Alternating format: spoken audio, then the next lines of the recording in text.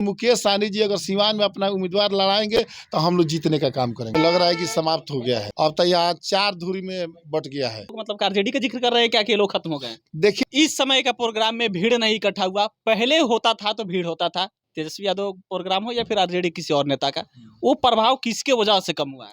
देखिए आपस में मतभेद के चलते प्रभाव हुआ है। साबुद्दीन परिवार का जिक्र करना चाह रहे हैं क्या?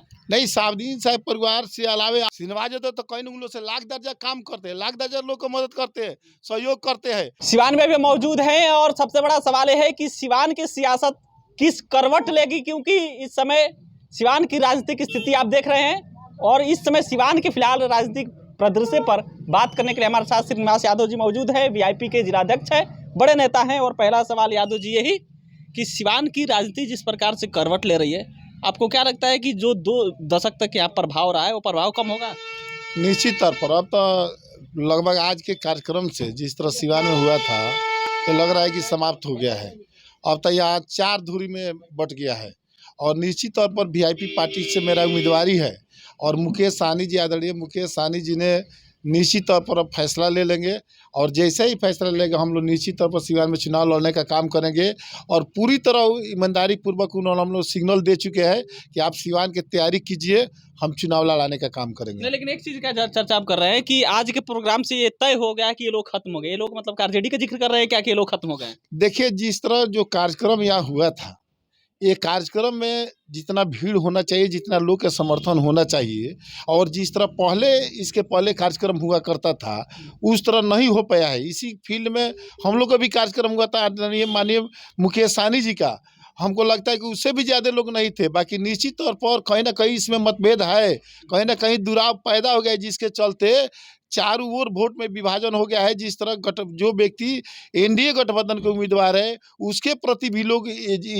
मैंने इच्छा जाहिर नहीं कहीं पर रहे, यहाँ अभी ताले में नहीं आए। तो ऐसी परिस्थिति में हमको लगता है कि आदरणीय मुकेश सहनी जी अगर सिवान में अपना भाग आजमाना, अपना कैंडिडेट लड़ाने का काम करेंगे तो निश्चित तौर वो कैंडिडेट जीतने का काम करेंगे।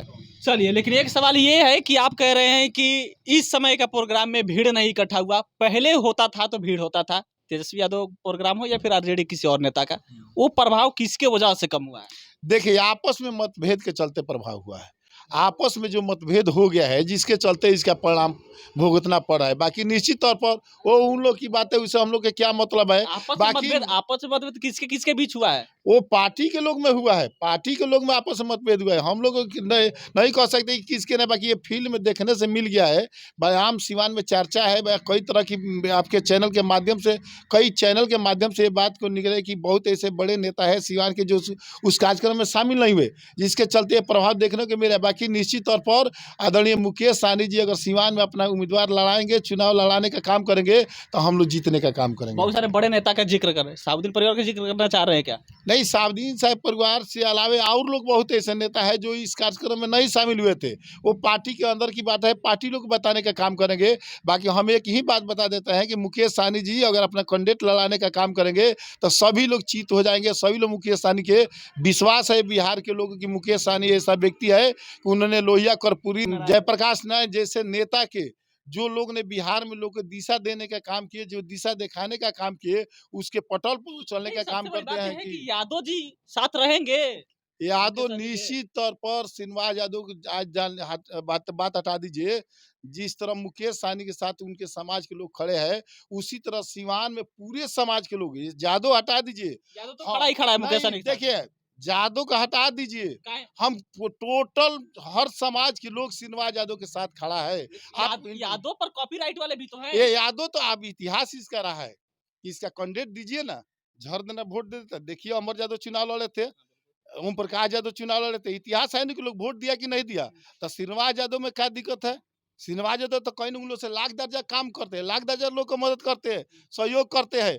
और निश्चित तौर पर जिस दिन मुकेश सहनी जी सिनवाज यादव को उम्मीदवार बना देंगे, पूरे सिवान जिला के हर जाति के, हर पार्टी के लोग ईमानदारी पूर्वक मदद करने का काम करेंगे। यादव तेजस्वी को छोड़ देगा, लालू को छोड़ देगा। उस समय लालू यादव नहीं थे जब ओम प्रकाश यादव चुनाव लड़े, जब अमर यादव चुनाव लड़े तो लालू यादव नहीं थे।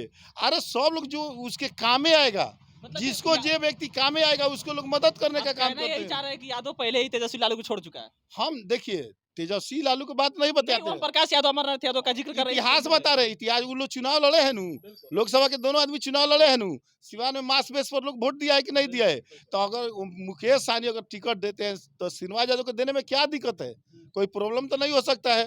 जब इतिहास है कि पीछे लोग दे दिया है तो आगे देने में क्या दिक्कत है। वो श्रीनिवास यादव जो सबके दुख सुख में साथ रहते हैं, पार्टी को भी दूर रखिए, पार्टी को सेकेंड लाइन में रखिए। श्रीनिवास यादव ऐसा व्यक्ति है कि हर जाति समाज के लोग इनको मदद करने के लिए तैयार रहता है। चलिए, तो अगर श्रीनिवास यादव यहाँ से उम्मीदवार बनते हैं, मुकेश सहनी बनाते हैं, तो यहाँ से जो कह लीजिए कि स्पेसिफिक अगर हम जिक्र कर ले तो यादव समाज साथ रहेगा, क्योंकि इसके जो एग्जाम्पल दे रहे हैं, जो इतिहास का जिक्र कर रहे हैं बार बार, ओम प्रकाश यादव का ये एक कह लीजिए एग्जाम्पल सेट है कि उसके बेस पर इनको भी वोट मिल सकता है। तेजस्वी को, लालू को यादव समाज पहले ही छोड़ चुका है। इनके कहने का मतलब ये है, लेकिन क्या ये सच है? अगर उम्मीदवार बनाए जाते हैं तो क्या सिवान की राजनीतिक परिस्थिति बदलेगी, ये देखने वाली बात होगी। लेकिन आज का प्रोग्राम को लेकर इनका कहना यह है कि ऑलरेडी टूट चुकी है, बिखर चुकी है सिवान में।